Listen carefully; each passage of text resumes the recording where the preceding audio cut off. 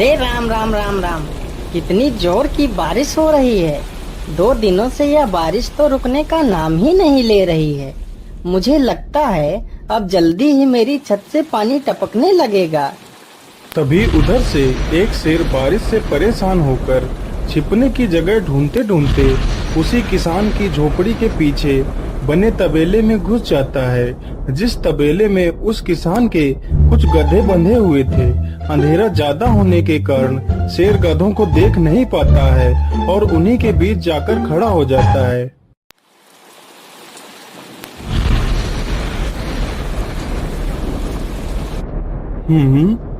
यहाँ से तो किसी मनुष्य की आवाज आ रही है। चलो चुपचाप बैठा रहता हूँ। जैसे ही यह आदमी मेरे करीब आएगा मैं इसे खा लूंगा। हाय हाय हाय, यह बारिश कब रुकेगी? ऊपर से यह टपका भी आ गया। अब मैं क्या करूं? इस टपके से कैसे बचूं? इतना तो डर मुझे शेर और बाघ से भी नहीं लगता है जितना डर मुझे इस टपके से लगता है। अरे यह टपका कौन है? मुझे लगता है यह टपका तो मुझसे भी ज्यादा खतरनाक है। अभी तो यह आदमी शेर और बाघ से ज्यादा इस टपके से डर रहा है। चलो जल्दी से मैं यहाँ से निकल लेता हूँ, नहीं तो कहीं टपका ने मुझे देख लिया तो मेरी खैर नहीं। ओहो, अब मैं इस टपका से कैसे बचूं? चलो जल्दी से मैं अपनी मौसी के घर चला जाता हूँ।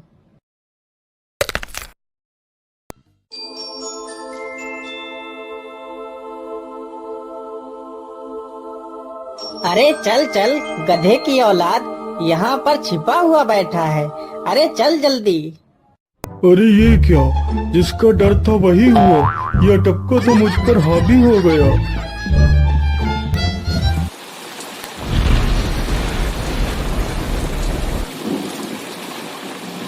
कैसे बचूं? कैसे बचूं?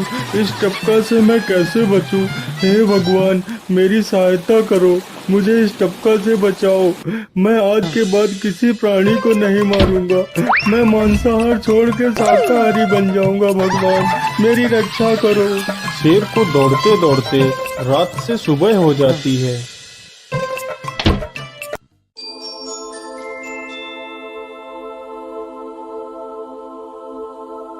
अरे देखो देखो, यह तो शेर की सवारी कर रहा है। अरे हाँ, सच में ये तो शेर की सवारी कर रहा है। इसे तो डर भी नहीं लगता है। अरे उधर तो देखो जरा, यह आदमी कितना बहादुर है। यह आदमी शेर की सवारी कर रहा है। जिस शेर को देखकर हमारी धोती आगे से गीली और पीछे से पीली हो जाती है, यह तो उसकी सवारी कर रहा है। ये गांव के लोग भी ना पागल हो गए हैं जो इस गधे को शेर।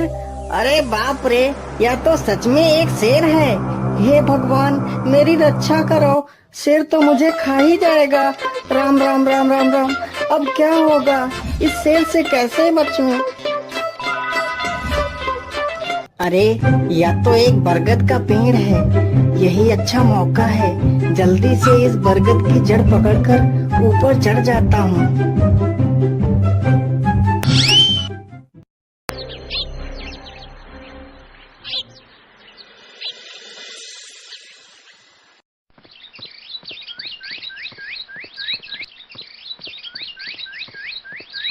अरे शेर भैया, तुम इतनी जोर जोर से भागते हुए कहाँ जा रहे हो? आप तो बहुत डरे हुए लग रहे हो। आप तो जंगल के राजा हो, आपको किसका भय है? टपका, वो टपका मेरी जान के पीछे पड़ा है। अरे शेर भैया, जरा मुझे बताओ वो टपका है कहाँ? अरे भालू भैया, वो टपका मेरी पीठ से उतरकर उस बरगद के पेड़ पर चढ़ गया है। उसने मुझे रात भर खूब दौड़ाया है। वो तो भगवान का शुक्र है कि मैं जिंदा बच गया। चलो शेर भैया, मुझे उस टपके के पास ले चलो, जरा मैं भी तो देखूं आखिर ये टपका है कौन। अरे नहीं भालू भाई, बड़ी मुश्किल से तो मेरी जान बची है। मैं अपनी जान फिर जोखिम में नहीं डालूंगा। तुम्हें जाना है तो जाओ। अच्छा अच्छा, ठीक है शेर भाई, तुम यहीं रुको। मैं अभी बरगद के पेड़ पर देख कर आता हूँ, आखिर ये टपका है कौन। जाओ जाओ बच्चों, जब वो टपका तुम्हारे ऊपर हावी होगा तो पता चलेगा। अरे कहाँ है यह टपका जिसने राजा जी की हवा टाइट कर दी। चलो इस पेड़ पर चढ़कर देखता हूँ। अरे बाप रे बाप, शेर क्या अकेला कम था, जो ये भालू भी आ गया। मुझे लगता है कि आज मेरी मौत निश्चित है। भालू पेड़ पर उल्टा होकर चढ़ने लगता है, तभी किसान और तेज से कांपने लगता है। कांपने की वजह से किसान के हाथ से छड़ी छूट जाती है और उल्टा होकर चढ़ रहे भालू के पिछवाड़े पर जा लगती है। भालू धड़ाम से जमीन पर गिरता है।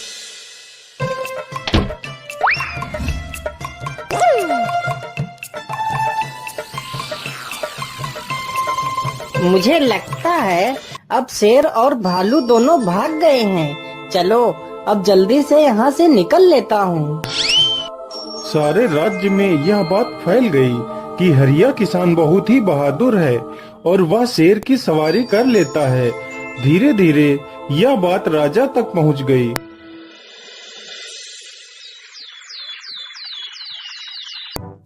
महाराज, क्यों न हम पड़ोस के गांव से हरिया किसान को बुलवा लेते हैं। वह बहुत ही बहादुर है। उसके बहादुरी के चर्चे तो पूरे राज्य में हैं। मुझे पूरा विश्वास है वह इस काम को जरूर कर सकता है। वह इस दुष्ट शेर को जरूर पकड़ लेगा। सैनिकों, हरिया किसान को आदर पूर्वक हमारे दरबार में पेश किया जाए। महाराज, आपने हमें याद किया। बताइए क्या बात है। मालिक, हमसे कोई भूल हो गई क्या मालिक? नहीं नहीं हरिया, तुमसे कोई गलती नहीं हुई है। यह कुछ लोग पड़ोस के गांव से आए हैं। इनका कहना है कि इनके गांव में कोई दुष्ट शेर आ गया है जो इनके पशुओं को उठाकर ले जाता है और उन्हें मारकर खा जाता है।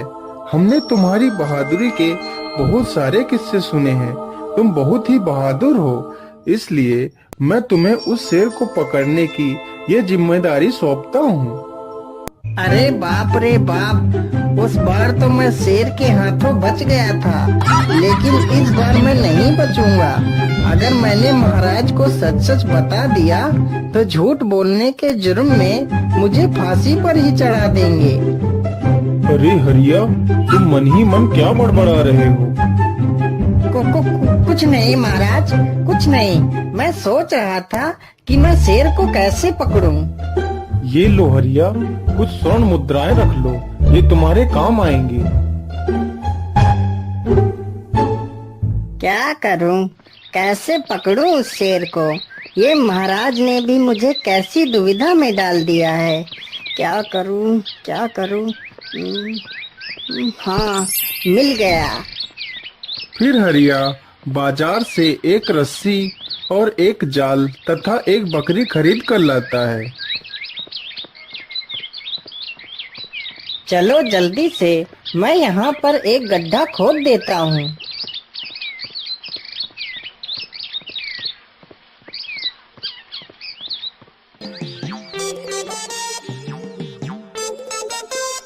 गड्ढा तो खोद दिया। चलो अब जल्दी से इस बकरी को रस्सी से बांध देता हूँ। हरिया ने बकरी को रस्सी से बांधकर गड्ढे में खड़ा कर दिया और जाल को लेकर पेड़ की डाल पर बैठ जाता है। थोड़ी ही देर बाद जब बकरी को भूख लगती है तो वह चिल्लाने लगती है। अरे, यह तो बकरी के चिल्लाने की आवाज है, लेकिन यह आवाज आ कहां से रही है? आसपास तो कोई नहीं दिख रहा है। मुझे लगता है यह आवाज उस पेड़ के पास से आ रही है। चलो चलकर देखता हूँ।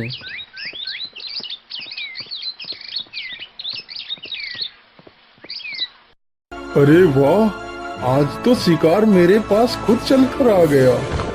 शेर तुरंत ही बिना देर किए हुए गड्ढे में छलांग लगा देता है। तभी किसान तुरंत ही बकरी को ऊपर खींच लेता है और जाल को गड्ढे के ऊपर गिरा देता है। शेर गड्ढे में ही फंस जाता है। यह देखकर गांव के सभी लोग बहुत ही खुश हो जाते हैं।